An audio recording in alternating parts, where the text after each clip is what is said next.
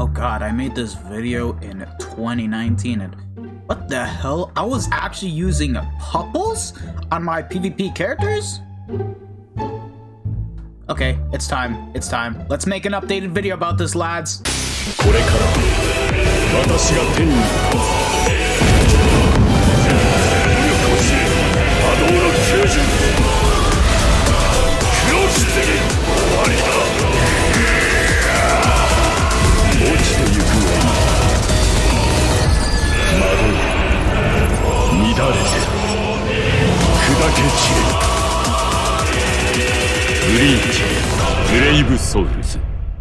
Hey guys, how's it going? This is your boy the Deathsmasher and welcome back to yet another Bleach Brave Souls video. And today I am back again with yet an updated guide which I haven't done in forever. And today I'm gonna show you guys how to be good in PvP. Not successful, not bad, but at the very least good, and pretty much know what you need to do, because to be successful nowadays, it basically requires to have dupes on your PvP characters, and you need to have a golden chappie. Without a golden chappie, you're not gonna have an easy time trying to do PvP. What is PvP? Why do I need to do PvP? Is there any actual motivation to even doing PvP in the first place? Now, I have to be 100% honest with you guys. Right now, as it stands, PvP is really only meant to be done in terms of the overall metal exchange shop that we have in the game, because you can get yourself a lot of 5-star and 4-star characters which are completely new, and some of the characters you could definitely use as a beginner because there are some crystal links here and there, some DR links, and a bunch of 4-stars that you can actually get just to basically even, you know, get orbs from these actual characters. So like, there's basically the main motivation as to why you should do PvP. And another good reason is that if you're still new to the game, you can also pick up a lot of materials for your 6-star characters, such as droplets, crystals, and jewels, mainly the crystals and jewels, because those are literally what you need to even max out a soul trait, because I know how hard it is when you start the game that you need to basically always max out every single 5-stars and 6-stars characters soul trait to 100% to 150%. So like, this is also going to help you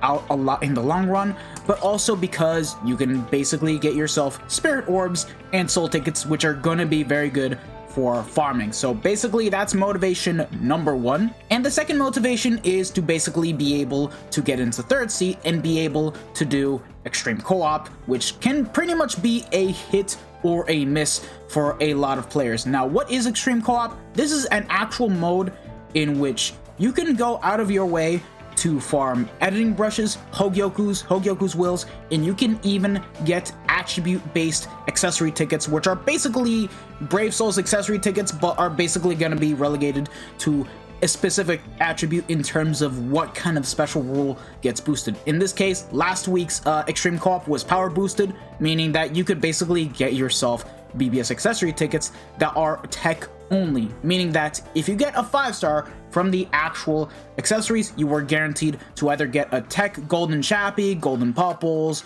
the actual 50% SP items, and many more accessories that are basically in the accessory pool. So TLDR, you're going to be needing the editing brushes to reroll your accessories and get the best secondary effect possible. You're going to need to get the Hogyokus to evolve characters and also to transcend them, and the same thing can be said for the Hogyoku's wills. But the main issue with this actual mode is that it's pretty redundant and there are no ×5 runs, and in terms of just basically being able to get the accessory tickets, like you can just farm the living hell out of the point event and get as many accessory tickets as you can. And as for the editing brushes, there is no definitive way to permanently farm them until they decide to make extreme co-op like IT, where you can actually do ×5 runs. And one more thing, it is recommended that for extreme co-op you do get up to 3rd seat, because on 7th seat, when you do clear the actual run, you're not going to be getting the editing brushes unless you actually hit the extra stage. which is pretty bad. So if you were to decide to get up to 3rd seat, every single ticket run that you would do on Extreme Co-op will always guarantee you at least 2 editing brushes. So that's basically the real reason as to why you want to do PvP, to at least get up to 3rd seat for that. And outside of Extreme Co-op, there are ways you can actually get these editing brushes. As to where, you can get them from the Chronicle Quest shop exchange for both Part 1, 2, and 3. If you basically farm enough fragments, you can basically get up to a total of 30 editing brushes from Chronicle Quest alone. You guys can also do epic raids in order to basically get the editing brushes. That being said, it's only 10 normal ones that you can get, as well as a super editing brush, and with Awakened, you can basically get yourself 1 super editing brush only, which is a bit unfortunate. There aren't that many ways in order to get them. You can also use your Sinkaman medals to get the super editing brushes, but I don't recommend it whatsoever. Keep your Sinkaman medals for when you get the Sinkaman Eisens, the 6-star tickets, and of course, the overall materials to even max out the free-to-play Sinkaman character.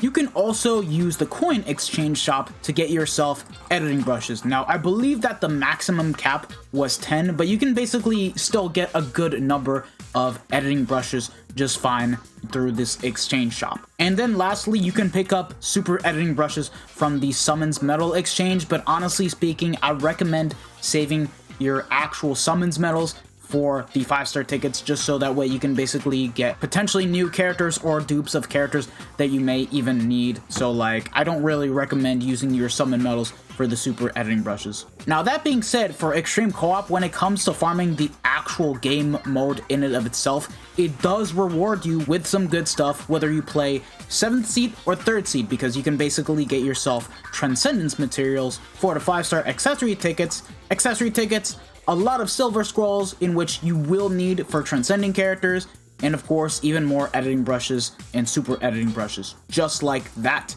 And it's just gonna make it easy to get yourself editing brushes. And you can do this for 7th seat Extreme Co-op, just that you will be rewarded with a lot less medals compared to 3rd seat, where you can basically get around on average 20 to 30 medals, which makes it easier to clean out the shop faster. But again, it's a hit or miss kind of situation because you cannot even do ×5 runs. But the day we do get ×5 runs, then that's basically gonna be your main motivation as to why you should even do 3rd seat Extreme Co-op, and at least try to maintain 3rd seat. Now, as to what PvP is, it's basically CPU versus CPU. That's basically the best way I can sum it up. And the way of how PvP works is that you want to have 3 NAD Flurry characters that have poise, have a lot of PvP abilities, and have PvP killers to basically be paired up against your enemy and just basically take them down. There are a total of 3 types of strategies that you can go for, which is going to be attack strategy, which is basically going to prioritize your strong attacks, which, by the way, it's not something I recommend doing because NAD characters really don't do any damage on their strong attacks. It's really only something that you would want to use in case you bring someone like 6th Anniversary Aizen in order to basically snipe out Kuruyashiki and Beyond Bankai Kenpachi. Special attribute is basically going to prioritize in gathering the soul bombs, and your units will just basically go ahead and attack the enemy team directly. Sometimes it will use the strong attacks, and sometimes it will just go ahead, get close, and just start attacking like as if it's nothing.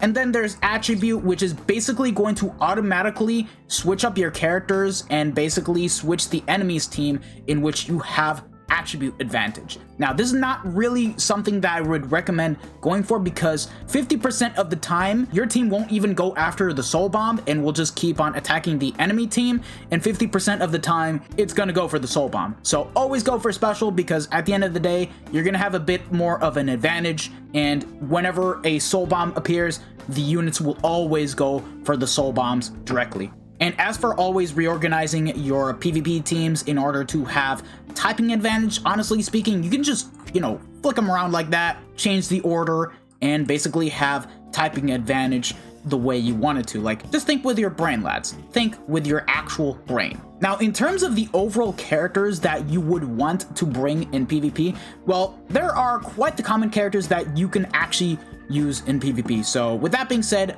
I have right here a tier list that I can actually guide you guys through it in terms of, you know, talking about the units. Now, this PvP tier list is made by Levi, who is a guildmate of mine in the Yakuza guild, as well as Riddler. So shoutouts to the both of them because they did this fantastic list, and honestly, I can actually agree with it. The only complaint I have is the fact that Kuruyashiki is not in it, but they'll eventually update the list, so just give them time. They'll definitely get around to doing so. But anyways, the most common PvP characters you are going to be seeing in there is these 4 ones, including Kuruyashiki, now that he is pretty much dominant in the PvP meta, which is basically going to be Kenpachi, Yamamoto, Tsukishima, and Jugram. Why these 4 characters? Well, let me just go ahead and explain. Now, these 3 under here are invincible in PvP. They literally have invincibility for 10 seconds, and whatever type of unit you bring up against them, they're just gonna kill you directly. Like, the only way you can really beat these characters is if you have a defensive unit that can actually stall out these units for like a good 10 seconds to then basically have their invincibility vanish and then be killed by your PvP unit. Which, unfortunately, depending on how your character is built up, if your unit is not tanky, they're already gonna be killed by these 3 characters right here. Jugram and Tsukishima specifically because they have invincibility. But Yama right here, he has invincibility, but it can also ignore invincibility, meaning that he can go up against a 5 out of 5 Jugram and a 5 out of 5 Tsukishima and easily kill them like as if it's nothing at 1 out of 5. And then we have Kenpachi right here, who is also going to be ignoring Brave Battle invincibility. However, this guy is very balanced because of the fact that he has Star Bearers plus 10 and is not invincible in PvP. But he does have Flurry plus 2, making him by far one of the strongest PvP characters to ever exist in the game. And the same thing can be said for Kuruyashiki right here, because he happens to have Flurry plus 2 and the same stuff as Kenny, just that he has a lot more than him, just because of the fact that at half stamina, he gets an additional 30% normal attack damage and additional 50% DR, making him a lot better than Kenpachi for PvP. However, him being a technique attribute means that you can actually use Jugram to kill this Kuruyashiki in PvP. So like the main 2 things to take away from Kenpachi and Kuruyashiki is that they're very hard hitting monsters, but you can actually balance it out by using a tanky unit to basically stall them out and then basically kill the units. Whereas these 3 right here, you're gonna need to have a very defensive unit, like per se a 5 out of 5 Chad or a 5 out of 5 Ikaku. But anyways, those are the 5 main PvP units that are dominating the meta and are very common in PvP. Now, going into all the other characters in PvP, these do not have invincibility, but they are built up to the point that you can actually go ahead and tank the actual main PvP characters if they're built up nicely and you have dupes into them. So on A tier, we have ourselves Askin, Ikaku, and Noitora, which both of these characters, they can be used just fine just to basically even stall out the invincible PvP characters that we have in the meta. More so for Ikaku, just because of the fact that he is a premium character and you can actually easily get copies of this character compared to Noitora and Askin, who are basically limited characters. But the main point that you guys need to take into consideration is the fact that Askin and Noitora have Star Barriers, but Askin also has a debuff on the actual second strong attack, and it's going to work just fine on Kenpachi and Kuruyashiki just because of the fact that they aren't invincible in PvP. They can ignore invincibility, but that doesn't make them the most annoying characters in the game, meaning that Askin's second strong attack will work against them except for Yamamoto, Jugram, and Tsukishima. Ikaku and Noitora, on the other hand, they can actually both boost on the second strong attack, and you can actually make them to be a very defensive character against the top tier PvP units. Especially even more with Noitora, now that his value did go up a bit more thanks to Kuruyashiki being in the meta and not being immune to paralysis, because once you basically inflict paralysis with Noitora against him, you're gonna have an easier time trying to kill that man, because he's gonna be paralyzed for quite a long time until Noitora starts taking soul bombs and starts being a cancerous asshole like he used to be in his prime days. But the main point that you want to take into consideration is that you want to build these characters to be defensively. Like, per se, if you have him 5-5, you want the extra stat boost slot to be 300 defense, and you need to have a Chappie, Golden Chappie, and a Guitar, all with 30% defense. And that's basically how you stall out the main invincible PvP characters and win the game. And also another thing to take into consideration is that Noitora and Askin also have Star Barriers plus 10.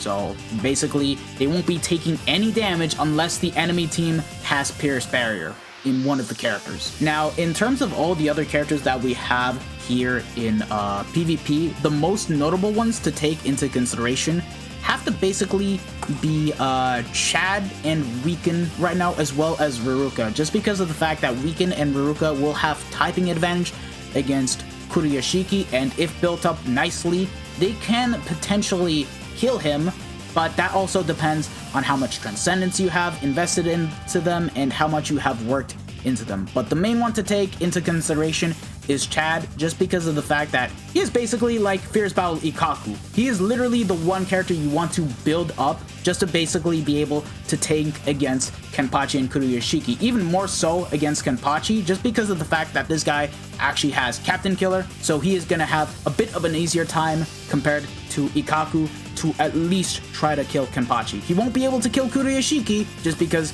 he'll have typing disadvantage, but he'll be able to at least tank Kenpachi and also be able to kill him if built up correctly. But yeah, all these other PvP characters you can use just fine for when you start the game, but in terms of the overall utility, once you basically get to, like, I want to say 5th seat and beyond that, this is where you basically want to start changing stuff up and try to use the much better PvP characters. Now, that being said, in D tier, these ranged flurry characters, even though they're ranked very low, you can actually use them to easily kill out the actual PvP characters, because all they really do is, once you basically kill these ranged characters, if they have Last Ditch, they'll basically be able to revive, and they will basically snipe from the back and kill the enemy's PvP character, and you're just gonna basically get yourself an easy win. But that being said, if you use any of these ranged characters against the likes of Kenpachi or even Kuruyashiki, unfortunately that strategy will not work because of the fact that they can ignore Last Ditch survival. So, like,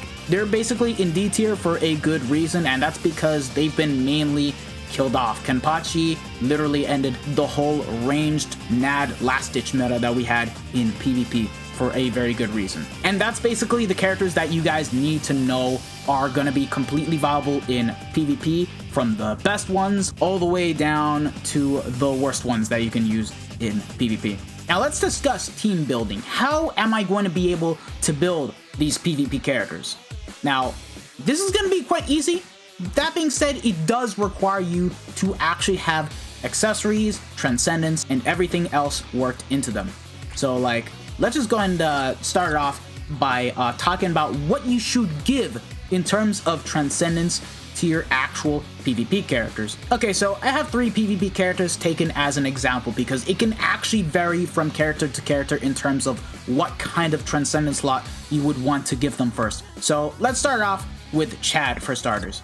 Now, the main first Transcendence slot you always want to give your PvP characters is always going to be attack first, because they're a NAD character, they're a flurry based character, so most of the damage is going to stem from how much attack you have into your character. So get that attack stat to level 10 and they'll basically be able to pretty much kill the units. Now, as for when you get the character 2 out of 5 or 3 out of 5, it can vary between the order, because you can either give the unit stamina or defense. Now, in my personal recommendation, I would say to give the unit defense, just so that way the unit can actually tank a bit more in PvP and have a bit more survivability. And then the third slot, give them stamina, just so that way you have a lot more health. And then the fourth slot, give them focus, just so that way you can make your PvP unit hit a lot harder than ever before. And then the sixth slot, now unfortunately this is very RNG based for when you get the character 5 out of 5. It's going to be very RNG based, because if your unit is going to be a very offensive character, always go for 500 attack. Always go for that. But however, if you're running a very defensive unit, in this case, it's going to be Chad for me, you want to have defense at 300. Because Chad is literally meant right now in the meta to be able to tank against the top tier PvP characters, and he works very well in doing so, except against Kuruyashiki because he has typing advantage against him. And now in terms of the overall accessories and the links you want to give him, it's always going to be a Chappie, a golden Chappie, and either the normal tacking item or the electric guitar. Now, in terms of Chad right now, who I have right here, here's how I want to build him up. There, he now has a golden Chappie, a Chappie, and an electric guitar, all with 30% defense, and the links are all damage reduction links, because you want your unit to tank and at least be able to survive until the match is over. That's literally what defensive units are basically meant to do. And also have like a bit of last ditch survival implemented in the mix, and a bit of normal attack damage here and there. It's just to basically balance out my PvP character, just so that way I can also do a bit of damage and also survive. Like in this case, for units like Ikaku, Chad, Noitora, Askin, this is how you would always want to build them up in order to be tanky. But now what if I don't have a golden Chappie? I don't even know how to tank. Well, that's actually pretty easy. That's actually very easy. For a defensive unit, just go, in this case, for an Naraku with 30% defense. Otherwise known as an actual stamina accessory. Like, just give the unit a 40% stamina accessory and have the secondary slot be 30% defense. And that's literally how you would want to go with your unit. Have a Chappie, have the electric guitar, and have the stamina accessory with 30% defense. And that's basically how you want to build up your PvP characters for when it comes to being defensive and being able to out-tank these monstrous PvP characters. But now let's talk about the offensive PvP characters, the ones that are going to be dishing out a lot of damage and will basically kill you. Now, in my case, I have Yama right here, who is basically an invincible PvP character and will just basically do a lot of damage. Now, in this case, obviously at 1 out of 5, you're going to want to give him attack. But at 2 out of 5, always give them focus. The reason why I say to give them focus is because these characters are invincible. So like for 10 seconds, you're not going to take any damage, so that's literally what you would want to go for. And at 3 out of 5, give them defense, and then at 4 out of 5, stamina, and then the extra stat boost slot, 500 attack. That is what you would want to go for your PvP character. And as to how you build them up, well, I'm going to show you guys right now. This is what you would want to go for. You want to go for a golden Chappie, a Chappie, and a wooden sword, all with 30% attack, and the links, have them be hybrid NAD and DR. If your unit has last ditch, you don't even need to have last ditch any more than it already needs to be, because you're just going to be able to survive and you're going to be doing a butt ton of damage with this character right here. Now, the choice between using a NAD accessory that gives out 20% normal attack damage, in this case for Soul Reapers it's going to be a wooden sword, and for like the Quincy's is going to be like a Ginto, etc, etc, etc. You can also choose to use per se a 40% stamina item. So like if you want the character to survive a bit more and have a bit more health, you can always go for a golden Chappie, and the actual robe with 30% attack. But what if I don't have a golden Chappie? Well, here's what you would want to go with this character. Because let's be honest here, not everyone is going to have a golden Chappie, because it's so hard to pull one of these, because like keep in mind, to get all the golden Chappies for me, it took me, I want to say 3 to 4 years to get them. So like that's saying a lot. So this is what you would want to go for. You want to go for the actual Chappie, a stamina accessory, and the NAD accessory, all with 30% attack. You'll be able to do just about as much damage and also be able to survive in PvP. One thing I'm going to say to you guys right now, never give the units a holobait or a Pupples. The reason why I say not a holobait is, okay, the accessory in and of itself, it's great, it's amazing, 30% attack and focus, but the main drawback is that it takes away 30% stamina, meaning that your unit is not going to be able to survive for as long as it can. So like, you don't want to do that. And also, never give the unit pupils because you're going to be taking away your PvP character's focus and you'll just be doing a lot less damage. Like, you won't be able to get the crits in. Even more so if your unit happens to be 2 out of 5 or 4 out of 5 with the actual focus slot enabled. This goes for both the offensive and defensive PvP characters. Never use pupils in holobaits, period. Now, to basically end it off with how you should build your actual PvP characters, Kuruyashiki, he's actually a bit of an exception because with this character, because this guy has by far the most DR in the game because he has damage reduction of 20%, and once at half stamina, he gains an additional 50% damage reduction.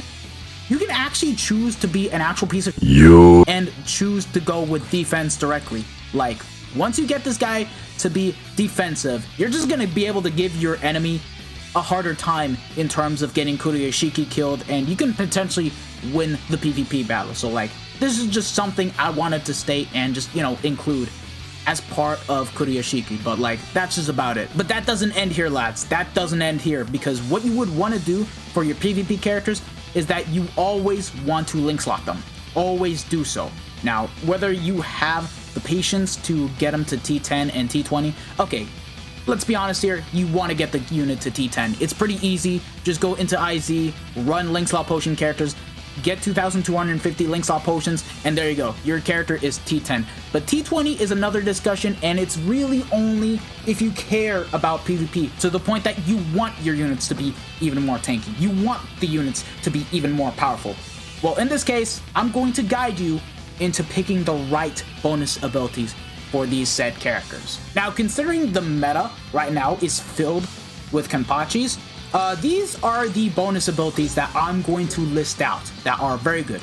So, like, the first one is going to be Pierce Barrier. If your unit doesn't have Pierce Barrier, give the unit Pierce Barrier, just so that way you can damage directly the characters that have Star Barriers plus 10. For example, Askin, Noitora, Kenpachi, and many more who may have Star Barriers plus 10. They completely ignore the barrier, and you're just going to be able to damage them directly. Last Ditch Survival is another good skill, because if you want the unit to be a lot more defensive and have a bit more DR, you can choose to give the unit Last Ditch Survival and just be able to go about it pretty easily. The way of how it works is that you die, you come back with 30% of your health remaining. And now, full stamina damage boost and low stamina damage boost, this really depends, but like for the characters that have invincibility, do pick full stamina damage boost. You're going to be getting a hell of a lot of damage with your actual character, and you can literally kill out every single PvP character in the meta right now and just, you know, get the job done. Really, it can work. Low stamina damage boost, it's very subjective and can depend from character to character, but right now the character that has the most usage out of this is Kuruyashiki, just because of the fact that he gets a lot more damage when at half health. But like, give this to him when he has 30% health, he's just gonna be even more monstrous in terms of the overall damage that he can actually dish out. And I mean, it's just gonna be that damn good to use, literally. But again, it's really subjective. Like, if per se your unit is on its last edge, you can actually give them low stamina damage boost and just be able to get the job done. Okay. Now this one, Prevent Brave Battle Healing. Honestly, you only want to use this if you don't run Spirits Are Forever with you, Kenpachi, just to basically completely block out Tsukishima's Drain. But like, honestly, other than that, the skill in and of itself is pretty useless. I don't recommend touching it whatsoever. Definitely none of the actual resistances, because right now the top PvP characters, they don't even do status elements except for Yamamoto and Juram, and even then Yamamoto is kind of the only character right now that even has Debilitator in the meta. So like, the only exceptional bonus ability would be Weaken Resistance, but it's a double-edged sword, so like, do keep that into consideration. Definitely none of these damage to status element affected enemies. It's not good. Weaken defense and weaken attack can actually work, but it's not something I would really recommend, as it's very RNG heavy and requires getting the soul bomb, so not recommended. Star Barrier, never pick this ability. Never pick this because you can choose Pierce Barrier easily. And then the next bonus ability that you can use to your PvP characters is going to be dodge. Dodge will make your units have 15% evasion rate to the point that they can actually survive a bit more in PvP and can actually be very useful for when it comes to both the offensive units and the defensive units.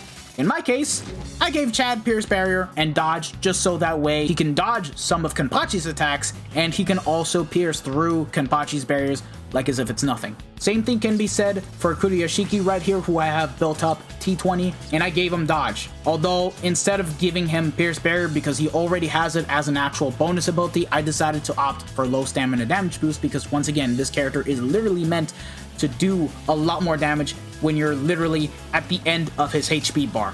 So there's that.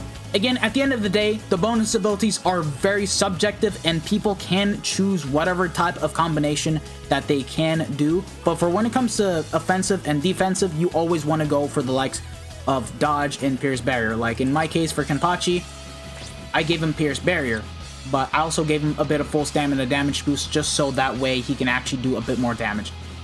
But that being said, the real reason why Kenpachi has full stamina damage boost is because I use him in guild quests. So there's that.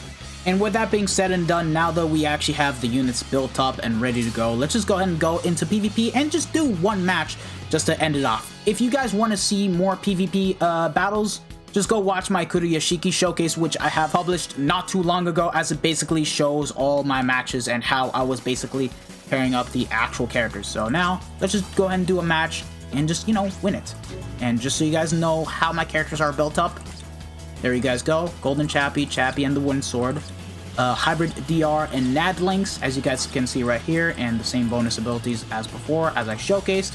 Kuruyashiki, same exact setup, but I have Koga right here with DR 20 and Last Ditch, just so that way I can give him a bit more survivability since he doesn't have Last Ditch. And yeah, and then Shad right here, who is basically gonna be my go-to defensive character. That is all you guys really need to know. Definitely gonna fight against this team right here. I should be able to win this, but at the same time, I can also lose this, so let's give it a shot. In this case, the way of how my team is set up to be, I'm gonna have Chad tank Jugram, and I'm gonna have Kenpachi kill Yamamoto, and I'm gonna have Kuruyashiki kill Kuruyashiki. Whether I win or lose, it'll depend. So we're just gonna do a couple matches. In the PvP match, let's see how well I can do this. So yeah, we could lose, but at the same time, we can win. And look at that. I can actually win this. Okay, for now, my Chad is kind of losing, but like, hold on, we can do this. Oh, but come on, you can't. This guy needs to stop inflicting weaken against. There we go. There we go. Okay. Okay. Oh my god, bro. Stop. How many times is this guy gonna weaken me? Oh my god. Okay, hold on. I could win this or lose this. Okay, in the end, I lost this. But that was a very close match, so GG's. One more match right here. We have ourselves a very defensive Kenny right here. I'm gonna use Chad to tank Kenny, and then a defensive Chad, I'm gonna use Kuruyashiki to kill him, and then we have Kenpachi, and I'm gonna use Kenpachi to kill him. See, already, this guy is using a holobait, something that is not recommended. And watch me clap this guy. Alright, let's go. See? Those are the consequences of having a holobait. And I won. Just like that. So yeah, I hope this guide has actually helped you guys into how you should improve your PvP team, and if you even plan to get into the mode. I know there are still a lot of players that still do PvP and will even go out of their way to spend orbs to even remain in head captain forever and ever. Like, we have those types of people that enjoy PvP, believe it or not. I personally myself am good with staying between lieutenant and third seat, and I plan to basically continue staying there until, I don't know, they decide to give ×5 for extreme co-op, and then we can basically have ourselves an easier time to get the actual accessory tickets. But for now, PvP as is, it's not really the best game mode, but there is some motivation into doing so. You want to go out of your way to max out that metal exchange shop, get all the 5-star characters that you can get, and get even more orbs. So, I hope this video was very helpful to you guys in terms of, you know, becoming very good at PvP. Now that being said, thank you guys for watching this video. If you guys have actually enjoyed it, don't forget to smash that like button, share this video with your friends and family, subscribe to the channel if you guys haven't already, and hit the bell notification so that way you guys are up to date with my most recent videos. This has been your boy, the Smasher, and I am officially signing out. Take care, lads. Peace out.